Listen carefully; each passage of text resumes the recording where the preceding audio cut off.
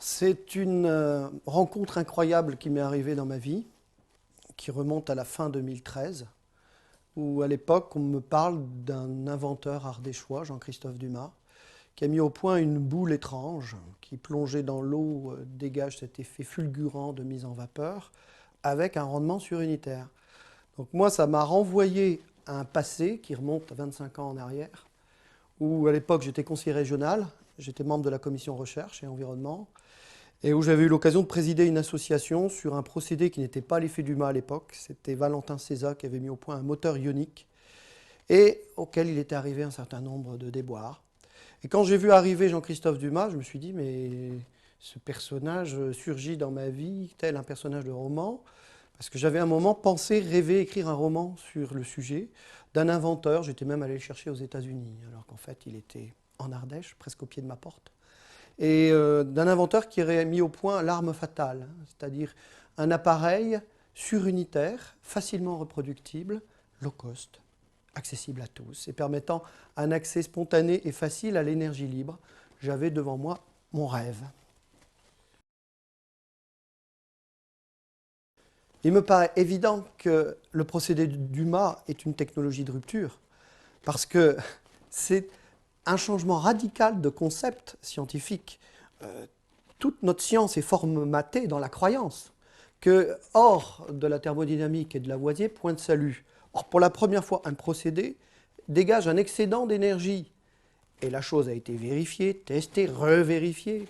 On aura l'occasion d'y revenir. Et prouve que oui, ça a lieu. Donc ça veut dire que ça signe la mort des énergies fossiles, du pétrole, du gaz de schiste, et tant qu'on y est, du nucléaire. Ça fabrique de la vapeur. Qu'est-ce que fabrique une centrale nucléaire? De la vapeur. Or là, le procédé, si on le reboucle, génère une énergie qui peut être infinie. Mais on est au seuil d'une révolution. On est au premier balbutiement de cette révolution. Donc le test de Nice a été réalisé par deux ingénieurs, et non des moindres, directeurs de ces services, c'est Ariane Espace, chez Thales, qui ont établi un rendement surunitaire pour le procédé Dumas.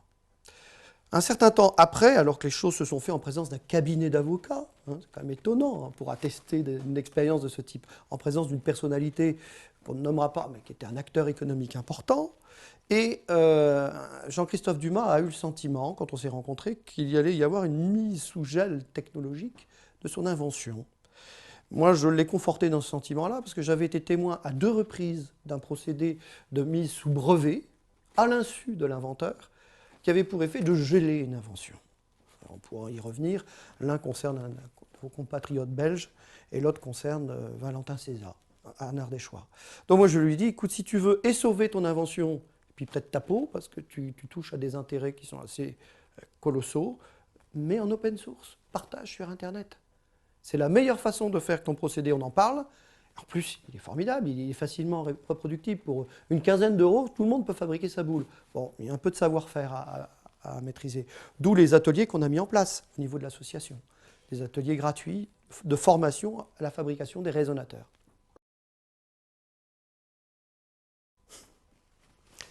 Quand on sait qu'il y a 1% au sommet de la pyramide des fortunes qui se partagent, s'arrogent la moitié des richesses de la planète, la chose est évidente. Quand vous réalisez qu'il y a 3 banques qui ont la totalité des sociétés pétrolières et énergétiques sous leur coupe et qui partagent le monde, les enjeux sont colossaux. Donc au jour d'aujourd'hui, si demain vous mettez au point un procédé qui permet à tout le monde d'avoir un accès illimité et gratuit à l'énergie libre, c'est plus qu'une révolution. C'est à la fois l'effondrement d'un système économique, mais aussi l'émergence d'un nouveau, d'un autre, qui peut être, à mon sens, beaucoup plus fraternel, beaucoup plus respectueux de l'environnement. En un mot, non violent, voilà, bienveillant. Un système social, économique, technologique bienveillant, qui n'est plus polluant, qui n'est plus abrutissant, exploitant l'homme, mais au contraire le libérant.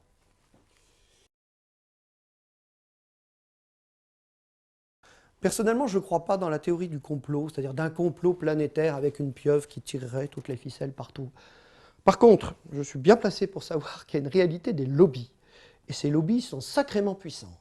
Alors, il y a une époque qui a été tournée, c'est-à-dire l'époque des barbouzes, hein, parce qu'on peut parler de Valentin César, qui a quand même eu son procédé qui a été racheté par des industriels étrangers pour une mise sous gel technologique, et où le notaire, l'étude notariale qui avait son brevet sous coffre a été cambriolé, ses papiers ont flotté dans la rivière attenante. Bon, cette époque des barbouzes est terminée. Grâce à quoi? À cause de quoi? Par Internet.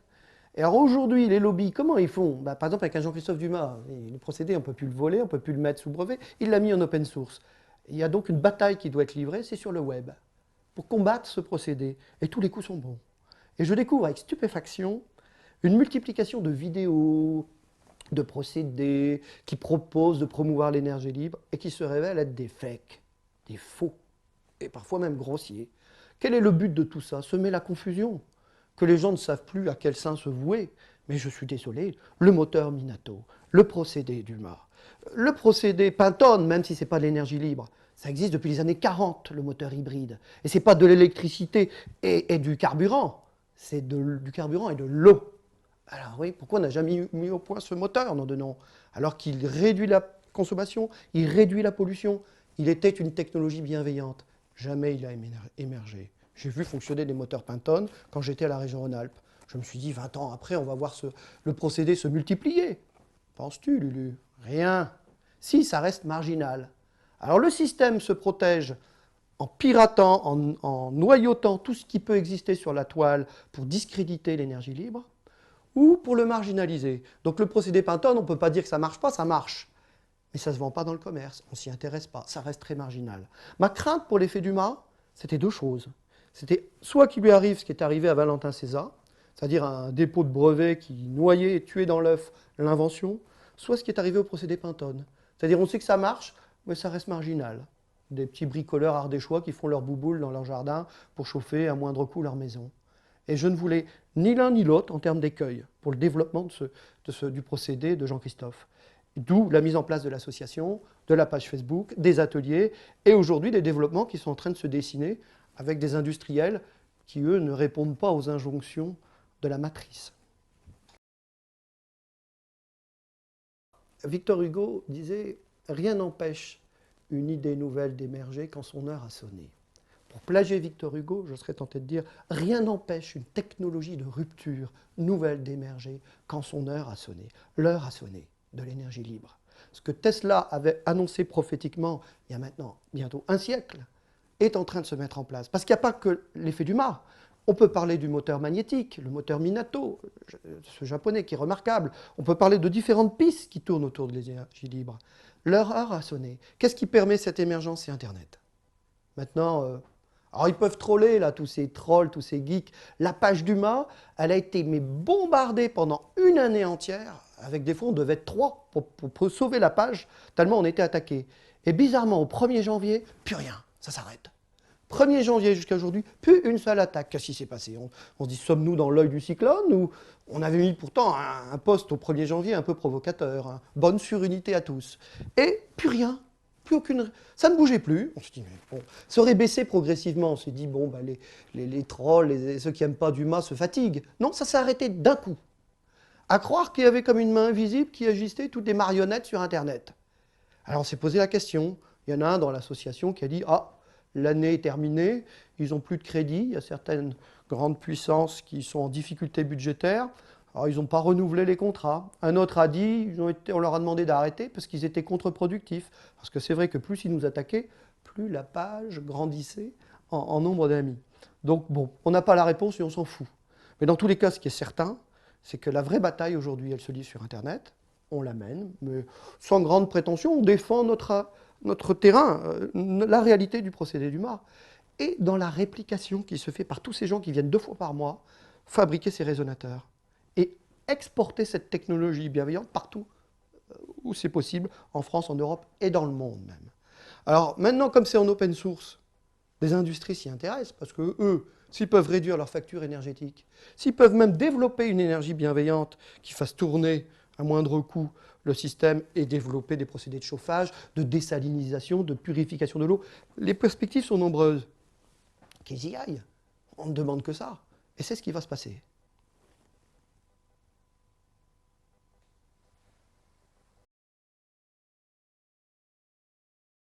Parce qu'en tant qu'écolo, j'ai beaucoup de copains, Europe Écologie, avec qui, je ne sais pas si ils sont dans la salle d'ailleurs, avec lesquels j'ai eu des échanges de mails. Et ils m'ont dit oui, mais de toute façon, l'énergie libre, c'est pas intéressant. Ils veulent pas y croire parce que ça les dérange. Finalement, ça va croire qu'ils ont presque besoin du nucléaire pour justifier leur lutte. Et le solaire, ah oui, le solaire. L'éolien, ah oui, l'éolien.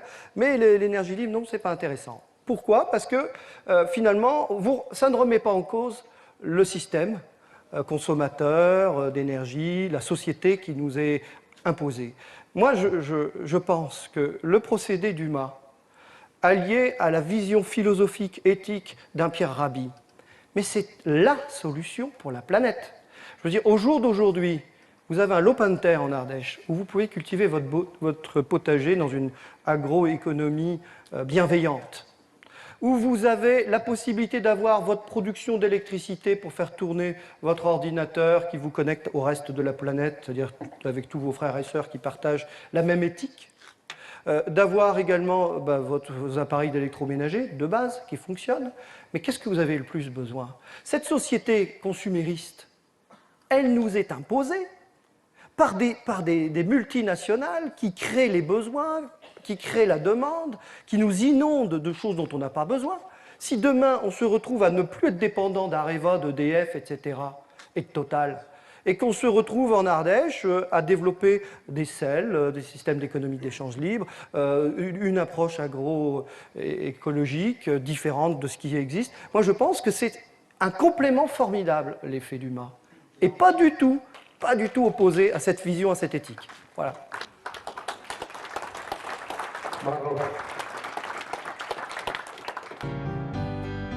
Jean-Christophe Dumas, merci de nous accueillir chez vous. Avec plaisir. C'est ce que j'appelle un poêle à eau. Mon radiateur à résistance, il va avoir un rendement de 80%, on va dire, en supposant que la résistance n'est pas trop entartrée. Donc, quand j'envoie 1 watt électrique sur le radiateur, j'envoie en fait dans la pièce 80% de 1 watt, donc 0,8 watts. Et celui-ci? Ce système est expertisé avec un rendement de 116% pour l'instant. On va en rester à ce chiffre, bien que la réalité soit bien supérieure. Eh bien, quand j'injecte 1 watt dans mon appareil, j'ai 1 watt 16 qui est envoyé sous forme de chaleur dans la pièce. Eh bien, moi, dans mon poêle, je mets de l'eau. Et cette eau, avec une certaine forme d'électrolyse que j'ai mis au point, donc je vais pouvoir la faire bouillir. Et générer instantanément une colonne de vapeur dans le conduit qui va amener ce conduit à 100 degrés, tout simplement. D'accord. Donc, je vais mettre un petit peu d'eau. Je vais mettre un petit peu d'eau dans un seau. Simplement de l'eau du robinet. Et je vais immerger donc le réacteur à l'intérieur. De cette façon, en laissant les borniers connecteurs juste sur le côté. Donc, ce qu'il faut savoir, c'est que c'est une installation, au bas mot, il y en a pour une 60aine d'euros, tout compris. Tout compris, avec cette installation-là. Le prix du métal ou de la récup. D'accord. On peut faire ça avec de la récup. On utilise simplement une colle thermique pour fermer le haut du capuchon. Ouais. Une petite valve de sécurité pour relâcher la pression. Et puis on ferme. Donc on met la colonne de vapeur par-dessus. Ce qui nous fait l'économie de l'achat d'un appareil plus cher et plus sophistiqué. Et l'avantage va résider dans son rendement. Donc là, j'active l'appareil et on va commencer à avoir, au bout d'une dizaine de minutes, une élévation de vapeur dans la colonne et ça va générer une chaleur par radiance. D'accord. Comme un simple radiateur. Alors, si dans ma maison, j'ai déjà une chaudière à gaz, par exemple? Alors, nous, on a conçu une chaudière, donc, qui peut se greffer en complément de la chaudière à gaz. Ah oui. Donc, avec une entrée, une sortie, une entrée eau froide, une sortie eau chaude.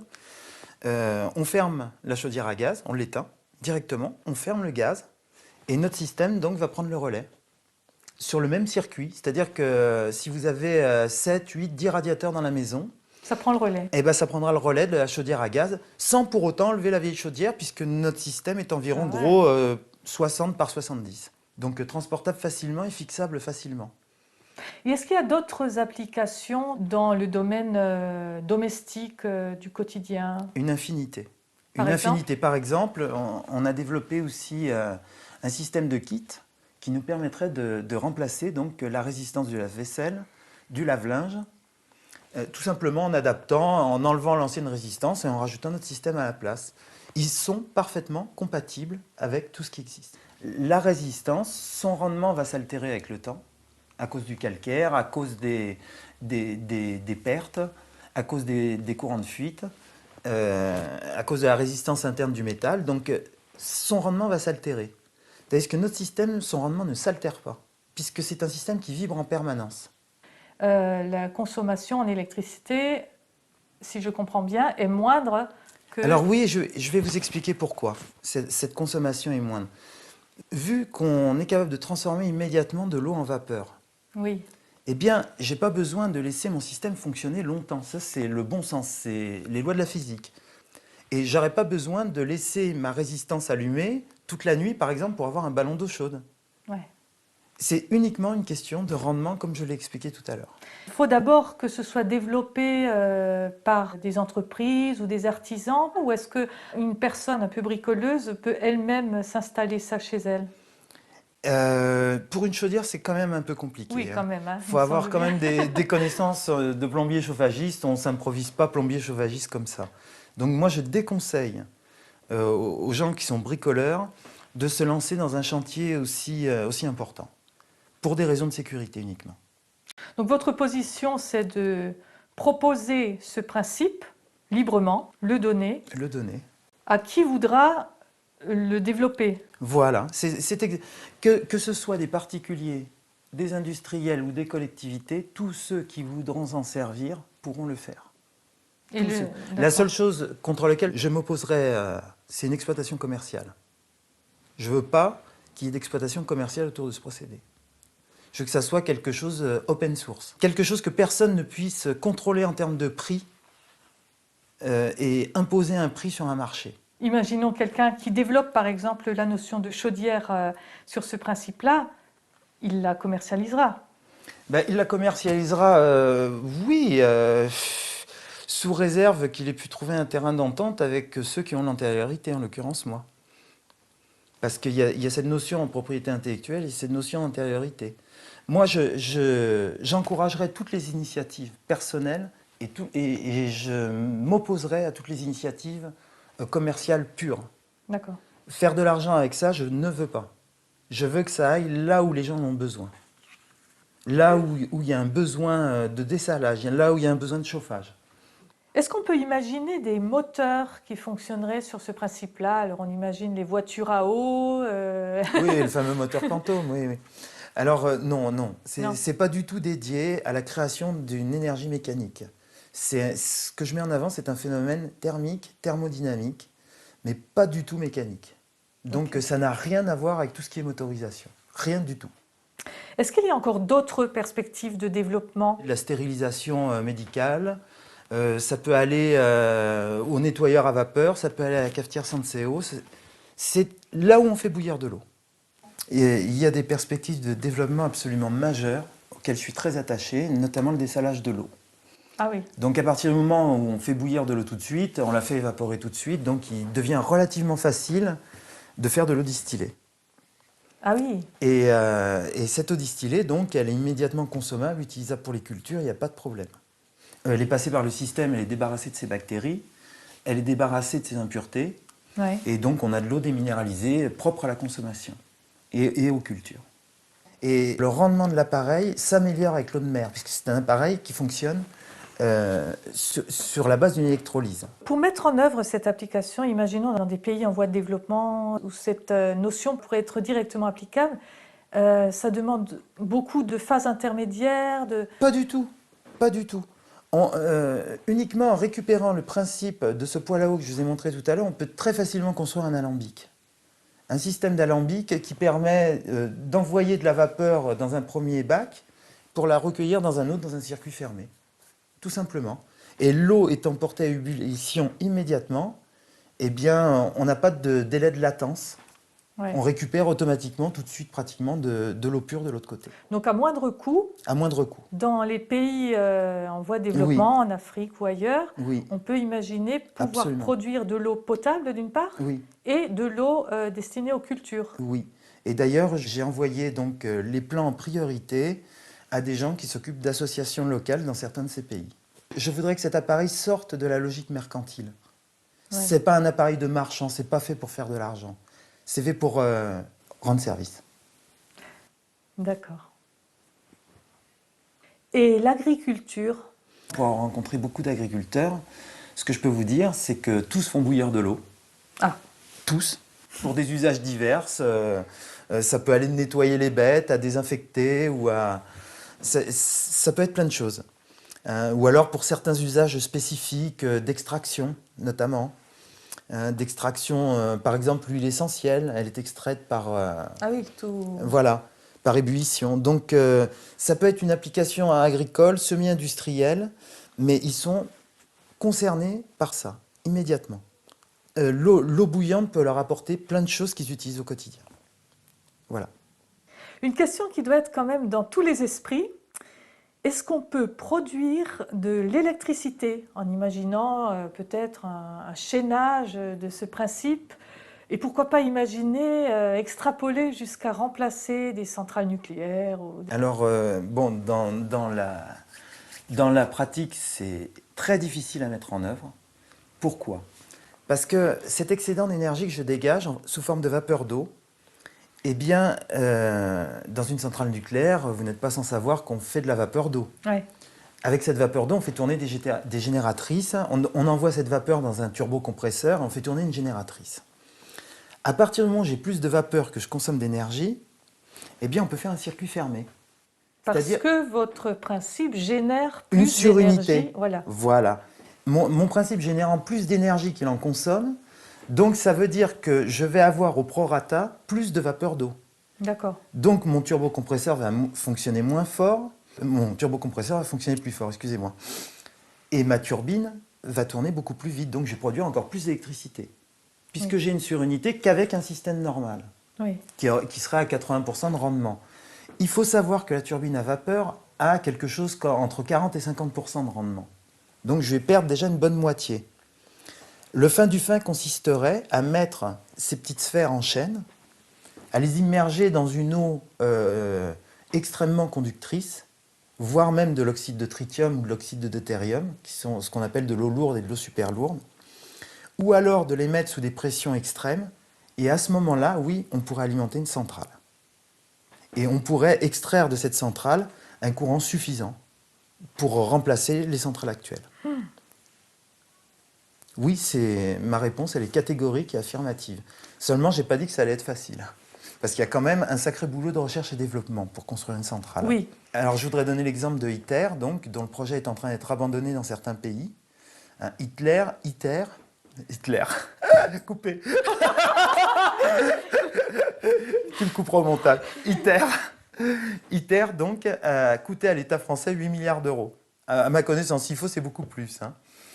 Alors, excusez-moi, mais une centrale avec des petites boules en fer, si on arrive, allez, on va dire à 8 millions d'euros, c'est le bout du monde. On arriverait à produire une électricité pour la même électricité produite. Sans déchets, une électricité propre. Absolument propre. Et certainement à moindre coût aussi, encore que la mise en œuvre serait quand même fastidieuse. Non, la mise en œuvre, elle n'est pas plus fastidieuse qu'une centrale normale, dans le sens où la centrale normale existe déjà. On plonge des barres d'uranium. Au lieu de plonger des barres d'uranium, eh bien, on n'a qu'à plonger des petites sphères en chaîne qui vont chacune vous apporter 16% en plus de rendement de ce qu'elles vont consommer. Donc vous voulez dire qu'on pourrait utiliser les infrastructures existantes, oui, bien sûr, y introduire votre principe et ensuite pouvoir les optimiser. Absolument. Et on pourrait même redescendre à l'échelle, parce qu'en physique tout est proportionnel, donc on pourrait redescendre à l'échelle sur des installations de maisons. On aurait simplement un conduit pour évacuer de la vapeur d'eau. Tout ce que je rejetterais dans l'air, c'est de la vapeur d'eau. Tout simplement. Rien de plus. Ni radiation, ni déchets toxiques, rien du tout. La machine fabriquant sa propre énergie et la centrale fabriquant l'énergie qui la fait fonctionner et qui provoque une suralimentation. D'accord. Et moi, je récupère cet excédent d'énergie pour l'envoyer dans le réseau public. Pourquoi ça n'a pas été trouvé plus tôt, ce principe? Mais bien évidemment que ça a été trouvé plus tôt. Tous les principes de surunité, il y en a des centaines et des centaines qui se baladent sur Internet, dont certains marchent, et marchent même très bien. Il y a des machines, des moteurs à MHD, donc magnéto-hydrodynamique, qui consomment absolument aucune énergie, qui marchent avec l'énergie contenue dans l'eau, dans les mouvements des liquides. Il y a des moteurs à électricité statique, qui fonctionnent avec l'électricité statique qu'il y a dans l'air. Nikola Tesla avait créé il y a presque 2 siècles de ça, 1 siècle et demi on va dire, il avait créé un système donc, qui permettait une véritable centrale qu'on appelait la tour Wardenclyffe, qu'on lui a fait démonter. Ce que je veux vous dire, c'est que tous ces systèmes existent et que successivement, il y a un fameux lobby qui a empêché la sortie de ces systèmes, qui est le lobby du pétrole. Parce que le pétrole, son objectif, c'est de nous en faire boire jusqu'à la dernière goutte.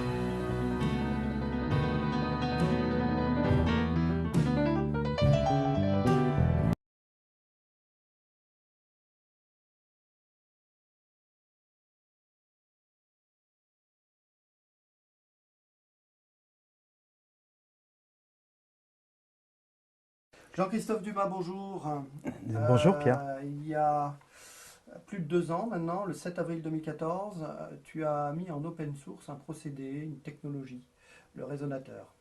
À l'époque, tu nous as exprimé tes intuitions, tes impressions, tu as souhaité partager cela pour que ce soit relayé par d'autres et qu'il y ait des recherches qui se mettent en œuvre autour de cet objet. Que s'est-il passé en quelques mots et succinctement depuis le 7 avril 2014 Oh là, beaucoup de choses, énormément de choses. Bah déjà, il y a eu un gros buzz sur Internet, il y a eu pas mal de choses, les médias. Bon, le truc habituel quand ça suscite un intérêt, hein. Donc l'appareil suscitant un intérêt, bah, évidemment, automatiquement, on a eu un retour massif et très populaire. De là, il s'est passé quoi? Ben, il s'est passé qu'on a testé l'appareil, on a essayé de comprendre le principe physique et on a essayé de l'identifier. Donc ça, c'est pour la partie scientifique de l'histoire.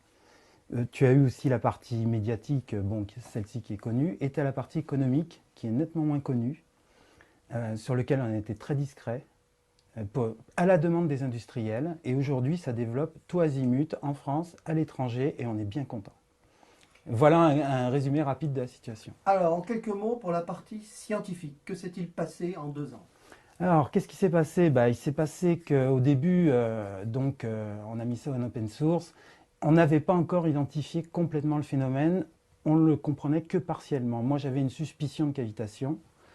Je ne pouvais pas l'exprimer parce que je n'avais pas de preuves. Aujourd'hui, j'en ai. Notamment, j'ai une preuve en sonochimie, service du professeur. Et merci d'ailleurs pour ta bande de spectrométrie de masse. Mis en évidence le fait que dans de terbutinol, on obtient de l'acétylène et d'autres substances chimiques. Il y a un agglomérat d'hydrogène qui est bien supérieur à ce qu'on voit d'habitude. Donc ça veut dire qu'on a transformé une substance chimique en une autre. Donc il y a eu une action déjà sonochimique qui a été identifiée, qui est aujourd'hui prouvée. On peut fournir les bandes de spectrométrie, on l'a d'ailleurs fait avec l'excellente interprétation de Jean-François Ricois. Donc on a diffusé nos bandes de spectrométrie et on a mis en évidence ce phénomène en sonochimie. Donc pour l'aspect scientifique, il y a eu cette première validation. Il y en a eu une deuxième. Donc il y a un laboratoire israélien qui nous a contactés et qui nous a fait passer un test qu'ils ont fait. Donc ils nous ont donné les données brutes de leur test et les données brutes, bah, il s'avère que on a aujourd'hui un rendement de 117%, donc ça confirme le test de Nice. Eux, c'était un test thermodynamique. Donc le test israélien confirme le test de Nice et on a une confirmation en sonochimie. De là, maintenant, il y a 2 autres séries de tests qui sont en cours, qui seront rendus publics ultérieurement, quand on sera prêt. De toute façon, on ne se fait pas violence sur le temps, puisque de toute façon, on n'est pas rémunéré, on est nos propres maîtres. On n'a pas de contraintes qui viennent de l'extérieur aujourd'hui. S'il y a des contraintes qui viennent des industriels, elles sont uniquement sur mon expertise pour développer des applications. elles ne sont pas pour... ces contraintes n'ont pas vocation à nous forcer, nous, à nous taire ou à... On ne les accepte plus, ces contraintes-là. Moi, je ne les accepte plus. Et je les accepterai plus dans le futur. On veut que ça soit public maintenant. Et le but de ça, c'est d'interpeller les autorités. Pourquoi est-ce qu'on n'ouvre pas une série d'études avec tout le pognon qu'ils ont claqué dans ITER, avec tout le pognon qu'ils ont claqué dans les EPR, pour zéro en résultat? Aujourd'hui, nous, ce qu'on demande, c'est que le CNRS prenne ça en charge et ouvre une étude. C'est une demande claire de ma part. S'ils ne le font pas, ça veut dire qu'il y a une intention malveillante derrière. Parce qu'on n'a pas le droit de passer à côté d'un truc pareil. C'est que mon opinion. Alors il y a eu aussi des tests qui ont été menés en laboratoire, j'ai cru comprendre. Oui, bien sûr. Donc il y a une entreprise,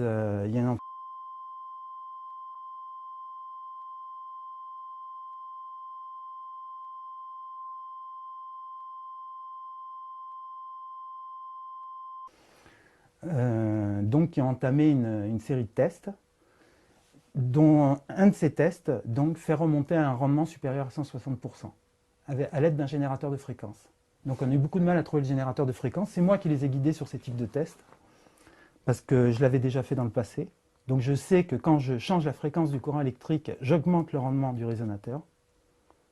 Donc aujourd'hui, j'invite tout le monde à en faire autant. Comme ça, vous verrez bien par vous-même. Et dès qu'on utilise un générateur... Alors il faut... Bon, c'est sûr, il faut trouver l'appareil. Un générateur de fréquence, la fréquence où vous aurez 160% de rendement, c'est 1200 Hz. Comme ça, c'est très clair. Il faut un courant électrique d'au minimum 110 volts, sous 1200 Hz. Et en puissance, il faut environ 1 kW. Donc il faut que le générateur de fréquence puisse supporter un appel de courant de ce niveau. À partir de ce moment-là, vous avez en contrepartie 160% de rendement. Alors ces générateurs, il n'y a pas d'endroit spécifique où en acheter. Vous pouvez les louer, par exemple, Alstom en loue. Nous, je sais que celui qu'on a loué, c'était chez Alstom. Donc on l'a eu 3 jours, ça nous a coûté 300 €, 100 € la journée. Et grâce à ça, on a pu voir qu'en changeant la fréquence du courant électrique, en passant de 50 Hz à 1200 Hz, on augmentait le rendement dans des proportions exponentielles. Voilà. Et alors j'ai cru comprendre qu'en 2 ans, tu avais été approché, appréhendé par des scientifiques, des économistes, des universitaires non français. Oui. Le Canada, Oui. La Suisse. Est-ce que tu peux dire quelques mots là-dessus? Oui, non seulement je vais dire quelques mots là-dessus, mais en plus je vais développer. Pourquoi est-ce qu'en France, il y a une omerta? D'abord, première question, et ça c'est une question que j'adresse ouvertement à mes principaux détracteurs, vous roulez pour qui? Je veux dire, pourquoi est-ce qu'il y a une omerta en France qu'on ne trouve pas à l'étranger? Pourquoi est-ce qu'un laboratoire israélien, il n'y a aucun problème, alors que dans les laboratoires français, c'est tout juste si on ne veut pas nous rédiger les devis? Et des exemples comme ça, j'en ai un notamment à refuser de nous faire un devis. Pourquoi? Qui empêche ça? Nous, on est simplement client, on veut tester un appareil comme on testerait une simple résistance si on en avait envie et si on avait les sous pour le faire. Donc on veut tester un appareil. Pourquoi est-ce qu'aujourd'hui, il y a des problèmes dans tout le milieu scientifique français? Et je rigole pas. Donc on fournira les preuves de toute façon dans le cadre d'un contentieux juridique. On ne va pas abattre les cartes maintenant. Quels sont les autres pays qui t'ont approché? Alors bon, j'ai une approche chinoise qui est en cours, j'ai une approche israélienne qui est en cours, j'ai une approche marocaine qui est en cours, j'ai une approche canadienne qui est en cours. Donc voilà en un premier temps. Et j'ai été contacté par des étudiants indiens, je ne sais pas si on dit indien ou hindou, indiens, ils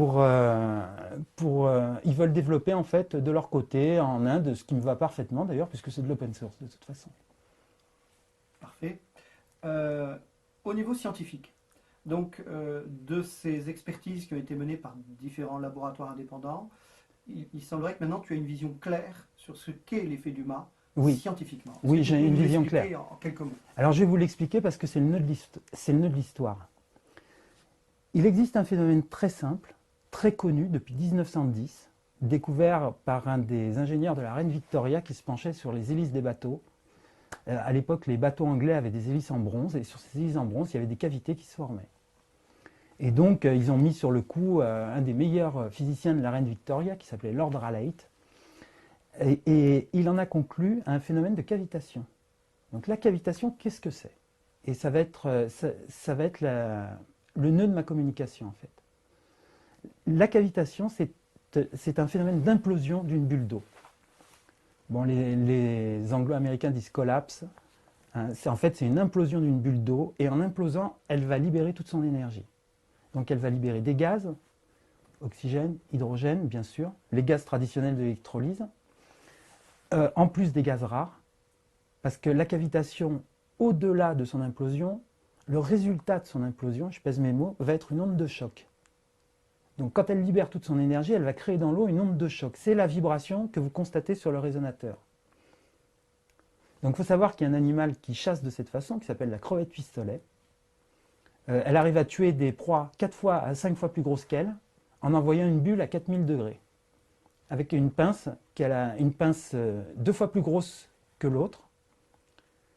Et elle va faire un mouvement extrêmement rapide qui va créer une pression-dépression dans l'eau, et une bulle de cavitation va se former sur sa pince. J'invite tout le monde à aller voir ça dans Google, il y a de très belles vidéos. Et au moment où le prédateur va arriver sur la crevette, elle va envoyer, avec un mouvement très bref, elle va envoyer sa bulle, et la bulle va tuer instantanément la proie. De deux façons. Premièrement, 4000 degrés vont être libérés. Donc quand je dis que la cavitation libère de l'énergie, c'est absolument vrai. C'est une réaction nucléaire, c'est absolument vrai aussi. Et c'est une réaction nucléaire à froid. Il faut savoir que j'invite tout le monde à aller constater dans Wikipédia que la cavitation est un des 5 moyens d'obtenir une fusion froide. Alors aujourd'hui, le phénomène, on l'a compris, on l'a analysé, on l'a isolé. On l'a compris comment ce phénomène? Donc la première étape pour le comprendre, c'était de se dire, est-ce qu'on a une bulle qui fait des dégâts à l'intérieur du résonateur? Donc de là, j'ai entamé une série de tests de destructibilité qui ont été faits. Donc il y a des photos de microscope électronique. Ces photos microscope électronique, elles montrent des nids de poules à l'intérieur du métal. C'est-à-dire que le métal est altéré, creusé en forme de nid de poule. Je diffuserai ces photos d'ailleurs sur Internet, je diffuserai tout de toute façon. Mais on attend en temps et heure. On n'est pas pressé, on n'a pas de patron, donc on fait quand on juge opportun de faire. Et l'expertise chimique qui a été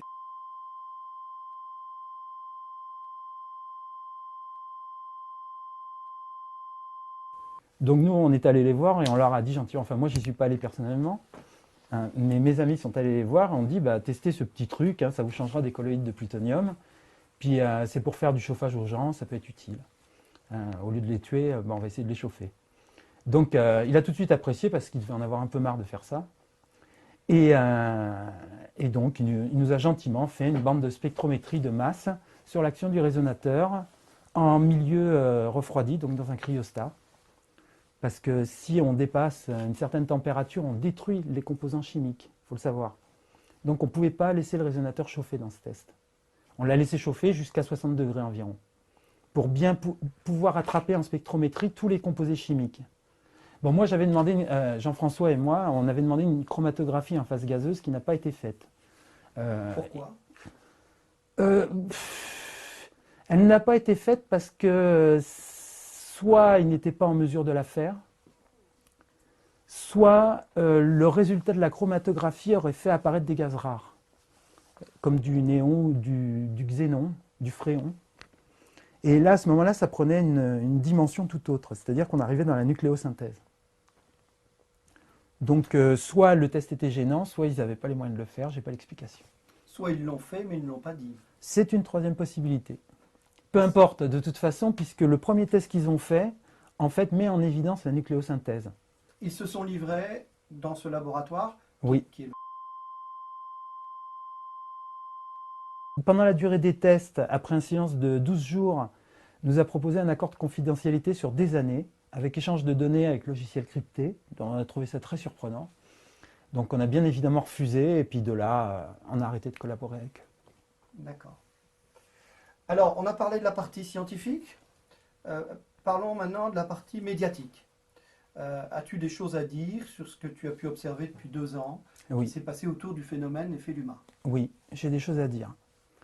J'ai des choses à dire. Dans ce monde, il y a des gens qui travaillent pour la lumière et il y en a qui travaillent pour l'ombre.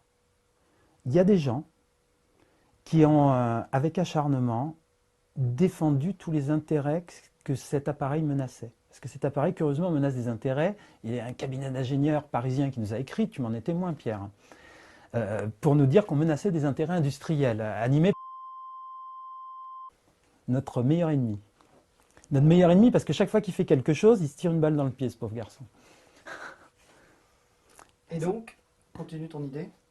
Donc, mon idée, c'est que je ne comprends pas aujourd'hui l'obstination de certains détracteurs qui sont quand même des scientifiques, hein, leur hostilité, leur malveillance, parce qu'ils nous ont quand même menacés à plusieurs reprises. On a eu des vœux d'un certain...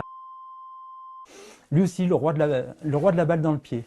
Il participe au test de Nice, il valide un rendement de 116%, hein, et après, il vient me cracher dessus dans rue 89. C'est vraiment une truffe, ce mec. Hein. Je veux dire, c'est comment faire une chose et son contraire, et de ne pas avoir de cohérence dans l'attitude.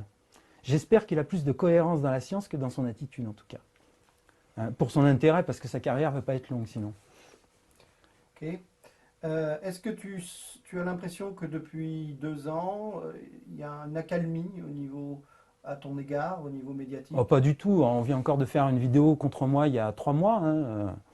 La vidéo sur les publications scientifiques. D'ailleurs, j'ai bien ri. J'ai bien ri parce qu'elle est débile, cette vidéo. On voit la patte des zététistes à tous les étages. Les zététistes du professeur Henri Brock. Le mec pour qui rien n'est possible. Le détracteur financé par l'État à l'université de Nice. Le détracteur financé par l'État pour tout ce qui sort de la matrice. Tu t'écartes 5 mm, tu dis que par exemple, en fait, il est là pour démystifier soi-disant toutes les impostures. Donc bien évidemment, ils m'ont catalogué comme une imposture. Malheureusement, pour cataloguer une imposture, il faut quand même la tester, la prouver, ce qui n'a pas été fait par mes détracteurs. Donc ils n'ont même pas eu les couilles de faire un test. Même pas. Et de le signer, surtout. Parce que moi, ce que j'attends, là où je les attends, c'est le jour où ils vont faire un test et ils vont le signer. S'ils avaient voulu nous tuer, c'est ce qu'il fallait faire au début. Si on avait été des menteurs, ils faisaient un test au CNRS, ils signaient CNRS, voilà, c'est bidon, ça ne marche pas, vous avez 99% de rendement, pas 117. Pourquoi ils n'ont pas fait ça? Ils ont préféré dépenser de l'argent pour acheter des faux likes sur Facebook. Ils ont préféré dépenser de l'argent pour se payer des articles dans Rue 89 qui sont purement contre-productifs parce qu'il nous a rapporté plus d'amis que d'ennemis, cet article. Tellement il est mal fait. D'ailleurs, je salue au passage l'incompétence totale du journaliste qui a monté cet article parce qu'il dit tout et son contraire dedans. Et alors, tu as voulu sur la page Facebook Fait Dumas qu'un coup de chapeau, un clin d'œil soit fait au professeur Rossi. Oui. Pourquoi? Parce qu'il livre le même combat que moi. Il le fait peut-être avec plus de vénalité, on va dire, je sais pas. Je sais pas, je pense qu'il veut vraiment lancer son invention et faire des sauts avec, contrairement à nous. Mais il livre le même combat. Il livre le même combat contre une horde de détracteurs alors que son système, il a été prouvé et archi-prouvé. Il a même atteint les 700% de rendement avec son i4. Mais il a quand même des détracteurs. Alors, moi, je lance un appel aux gens de bonne volonté. À un moment, ces détracteurs, hein, il faudra les foutre sur une poutre avec du goudron et des plumes. Hein, parce que le mal qu'ils font à l'humanité aujourd'hui, alors qu'elle est en grand besoin, elle est en grande détresse, l'humanité. Aujourd'hui, les meilleurs d'entre nous, ils se creusent la tête pour essayer de trouver des solutions énergétiques et vous avez des mecs qui les attaquent à longueur de journée. C'est quoi ce monde? C'est quoi ces gens? Alors on a parlé de la partie scientifique, de la partie médiatique, politique, on peut le dire. Abordons maintenant l'aspect économique. Est-ce qu'au niveau de la dimension économique du résonateur, dont on n'a jamais parlé, il y a eu du neuf qui est venu en information pour toi depuis 2 ans? Ah bah oui, de toute façon, à tous les niveaux, il y a eu du neuf. Hein. Au niveau économique, certainement. Dans le sens où aujourd'hui, j'enchaîne les contrats d'expertise. Donc il y a des gens qui sont plus éclairés que les autres et qui veulent développer des applications. Il est bien évident que quand on transforme de l'eau en vapeur instantanément, il y a des applications industrielles en pagaille. Il faut arrêter de raconter des conneries, monsieur les détracteurs. Dès qu'on transforme de l'eau en vapeur instantanément, je répète, on a des applications en pagaille. C'est incalculable. Applications de chauffage, de dessalage de l'eau de mer. Le laboratoire israélien, d'ailleurs, nous confirme qu'on est plus rentable que l'osmose inverse, au passage. Nous, on n'a pas besoin de construire une usine à 5 milliards pour dessaler de l'eau de mer. En osmose inverse, on va te construire une usine en Israël ou dans certains pays. L'usine, elle va valoir 1, 2, 3 selon le... Alors eux, ils veulent remplir le Jourdain avec leurs usines. Mais c'est pas si idiot que ça. Sauf que l'usine, elle est très chère. Tandis que nous, on le fait pour 50 euros. Avec un petit appareil de merde à 50 euros. Ok, est-ce que... Bon, on toi, fera pas les mêmes volumes avec 50 euros, c'est sûr. On va être obligé de passer à 5000. Allez. est-ce qu'au niveau des contacts qui sont établis autour de toi, tu as eu des propositions concrètes pour travailler sur ton invention et en vivre? Ben, je suis actuellement sous contrat. Je suis actuellement sous contrat avec... j'ai un contrat qui est prévu à la rentrée, en septembre, qui va être à l'étranger. Encore petit clin d'œil aux détracteurs. Quand je serai sur la plage, je leur enverrai une carte postale. Christophe, nous sommes ici dans une crypte presque, Ah, une crypte des premiers révolutionnaires des temps modernes, qui est une cave, l'atelier, une cave atelier dans lequel se déroulent les fameux ateliers que tu as voulu mettre en œuvre. ouais. Est-ce que tu peux dire deux mots sur ce lieu et puis sur ce qui s'y déroule? Ben, je vais prendre un exemple en référence. Bon, peut-être que mon exemple sera pas bon, mais je le prends pour le clin d'œil. Les premiers chrétiens, ben, ils se réunissaient dans une cave. Hein, pourquoi ils se réunissaient dans une cave? Parce qu'ailleurs, on les emmerdait. Ben, nous, comme on nous emmerde sur Internet, comme on nous emmerde dans nos réunions, ben, ce qu'on fait, on se met dans une cave puis on fait ça entre nous. Voilà. Donc c'est pour ça que ce lieu est teinté de spiritualité, et de travail, et d'outils, et de pas mal de choses. Une spiritualité de la matière. Tu crois Ouais. que l'ouverture des vannes de l'énergie libre pourrait améliorer la condition humaine?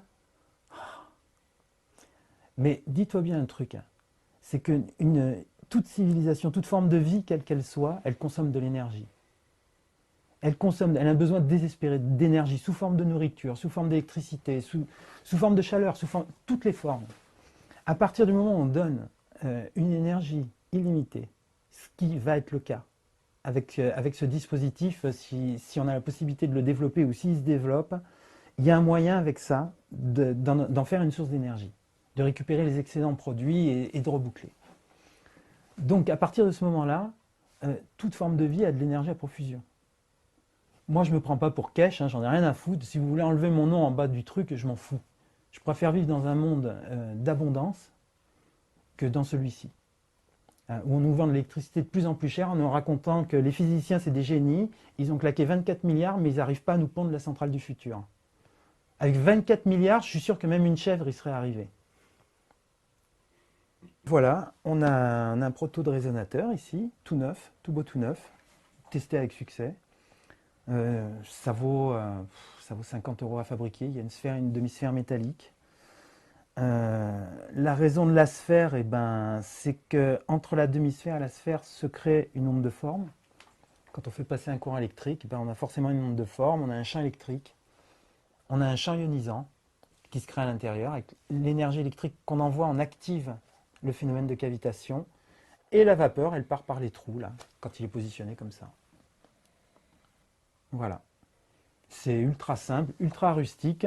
Ça a presque la forme du condensateur historique en électronique. Ça ressemble à une grenade. C'est une grenade anti-système. En espérant qu'un jour, ça soit mis en évidence au grand public. Voilà. Et ça fait bouillir de l'eau tout de suite.